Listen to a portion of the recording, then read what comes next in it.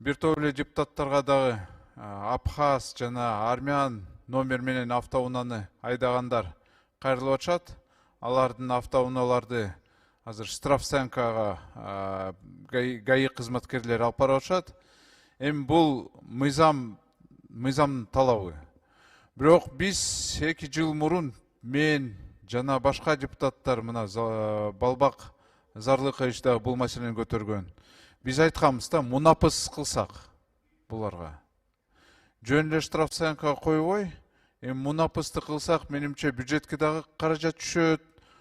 Биздин жарандарыбызга дагы мындай жакшы болот да. Абдрахманович экөөбүз оң рулдуу автоунaalар боюнча мыйзам жазып, баарын даярдап өкмөткө жибергенбиз. Абхаз, армяндар боюнча мыйзам даяр. Өкмөт былтыр Акылбек Үсөнбекович көчөрдөн айттым элем, өкмөт позициясын билдирип койсун. Оң рулдуу унаалар дагы эле кирип атат.